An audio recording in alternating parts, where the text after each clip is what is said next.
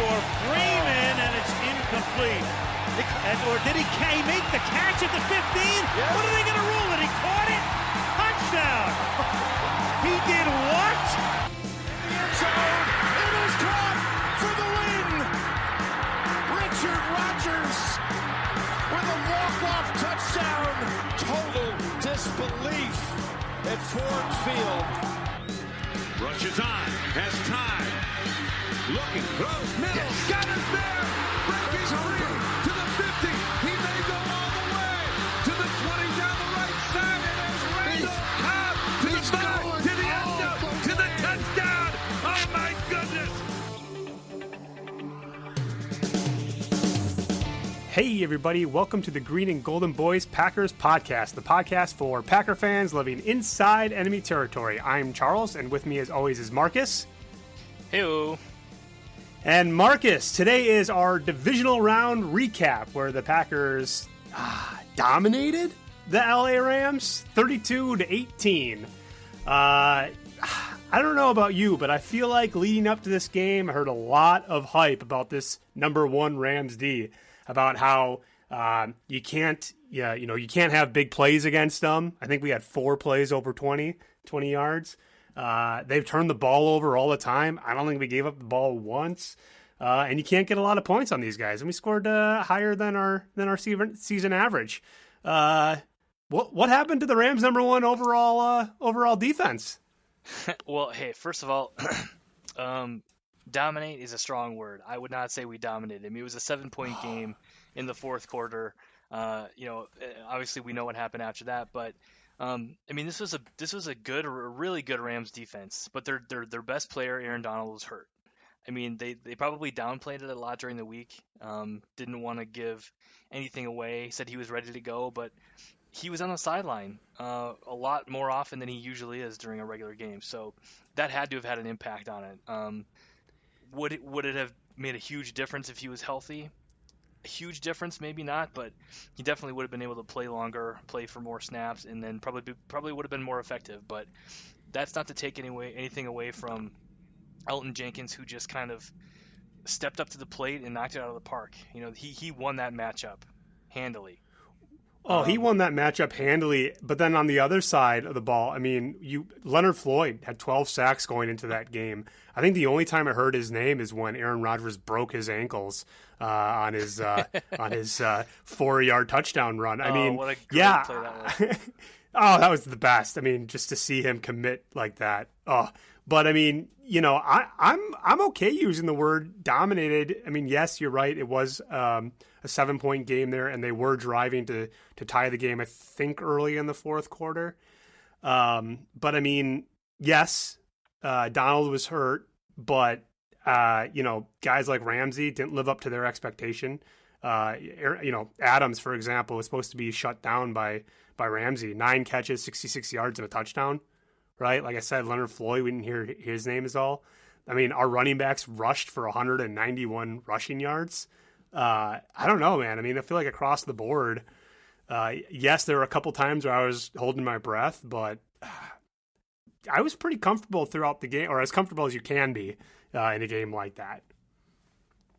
You know, here's the thing, and we've talked about the last couple of weeks. I think their defense missed a couple of opportunities. You know, Aaron Rodgers forced a couple throws in the red zone that should have been picked, and were almost picked.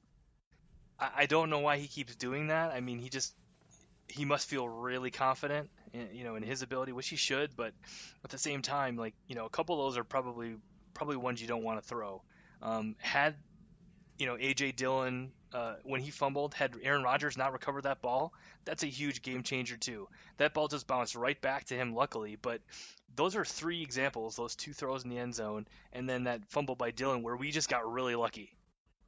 We got really lucky that we didn't turn the ball over. And that's not to take anything away from the Rams defense. It's just kind of the ball bounced our way in those situations, and you can't count on that happening week after week. So that's why I don't like the term dominate. Now, I think our offense, played really well for the most part, and kind of took it to this Rams defense. But let's not forget that that fumble would have given them the ball back, and it was still a 7-point game at that time.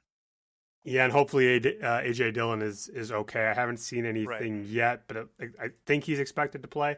Well, I mean, the last thing that again just kind of leads me to keep using that word is the Rams had given up going into the game 13 plays of 20 yards or more. That's it all season, and I count 4 at least. 2 at the end of the half there.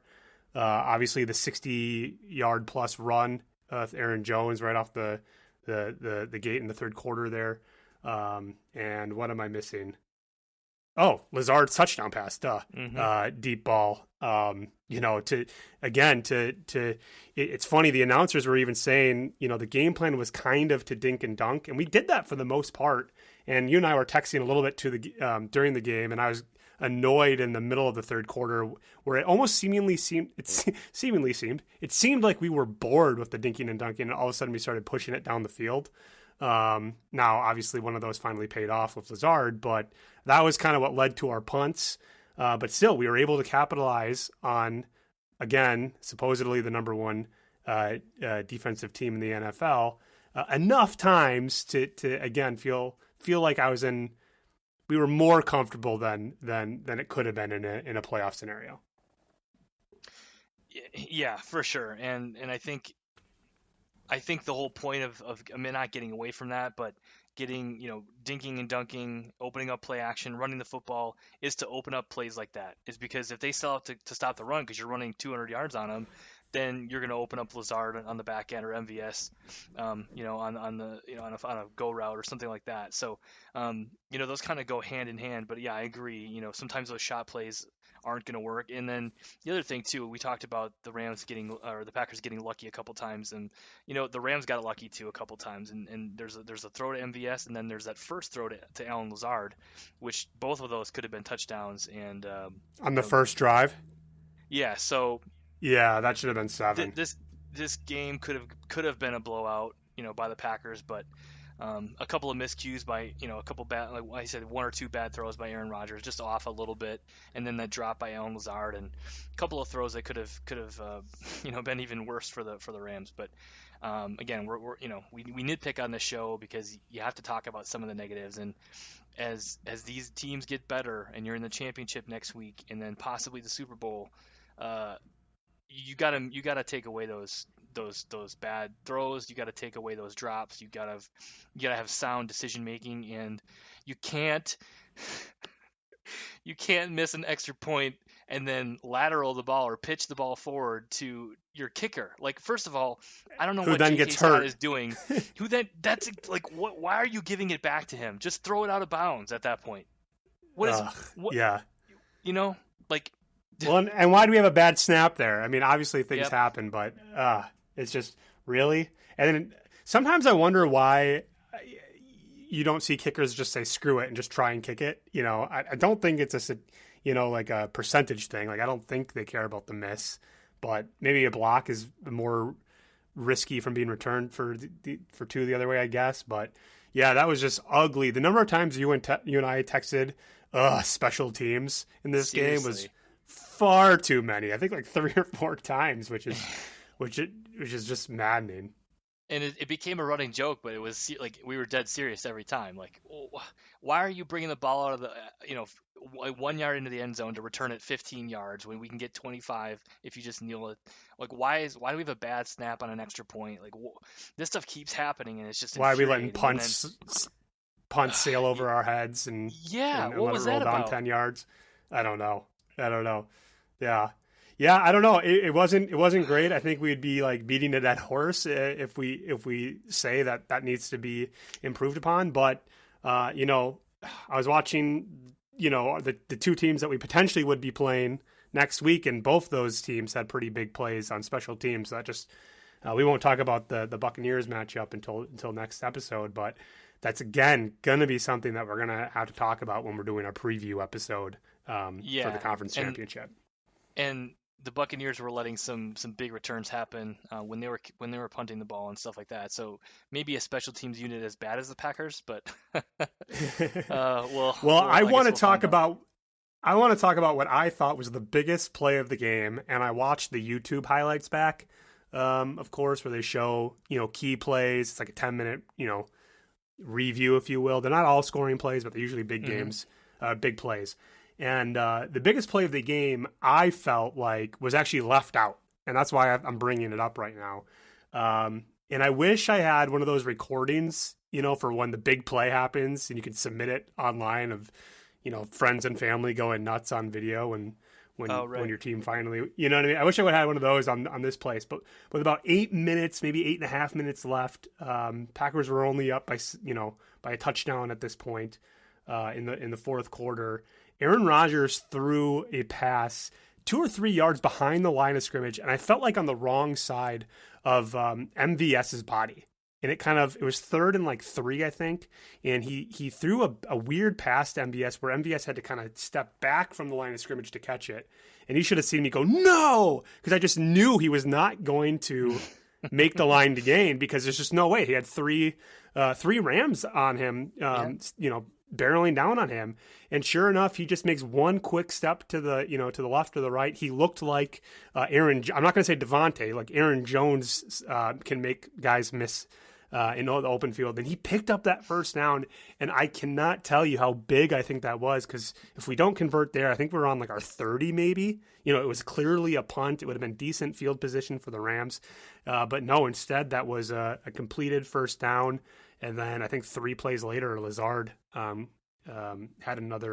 his big touchdown pass. So do you recall that play? And did you think it was as big of a deal or as impactful as I'm making it up to be? Yeah, that was a huge, because I thought, I'm like, okay, well, he's gonna get tackled for, no gain or a 2-yard gain, and he makes the defender miss and gets through 2 more and goes for the first down and gets it. That was an incredible play. And again, when we have guys like MVS and Allen Lazard making plays like that, we're going to be in a good position. If they can keep stepping up and are able to, get the yards after the catch that we need, that's going to be huge. Because I remember there was a play with Lazard too, and it wasn't really yards after the catch, but it was just a great job, scramble drill, getting open in the middle of the field, and Aaron Rodgers was getting, he's getting barreled down on by the defenders. He steps up, has to step to his right, and finds Allen Lazard in the middle of 2 defenders, and makes an incredible throw, an incredible catch. Allen Lazard takes a step, gets the first down, and I think that was a 3rd down play, like a 3rd and 11 or something like that, if I remember correctly. But yeah, it's great to see that, because it wasn't too long ago where we were talking about whether or not MVS should even be on this team, and he's making a case. To be a couple clutch moves. Yeah, a legit number 2. So, hopefully we can keep seeing improvement from him every week. I guess the only part of his game I keep wanting to see improve, and it kind of, again, fluctuates, and we're not talking about the drops, we're talking about contested catches, and then just making catches in good coverage, because it seems like we saw 1 or 2 instances last Saturday night where the corner had great coverage on him, and it just kind of impeded his effort. He didn't try to make the catch. He just kind of, it seemed like he was looking at the ref for a flag, even though it wasn't really interference. He just thought that, the coverage was too tight and he, couldn't make a play on it. But anyway, I just think, getting him just competing a little bit more in those scenarios, I'd like to see that. Yeah, and I think he had a catch to what like that where it was a very tough, competed catch, I think, against the Lions, and we both said it was one of his best catches of the year, or of his career, really. And yeah, you'd really like to see that. Obviously, when you have Aaron throwing guys wide open, that definitely helps. So I'll take those. I thought another key moment. I mean, I think I'm obviously just preaching to the choir here, but I mean, I think I texted you kind of in jest, like, hey, let's get 3 points, out of this when we have 30 seconds left in the first half. And I think Rodgers found Lazard and then Robert Tonyan. I don't recall exactly who that first wide receiver was, but both of those catches were Rodgers had to scramble a little bit. And I think it was after kind of that route had already finished, and both those guys found a way to get open.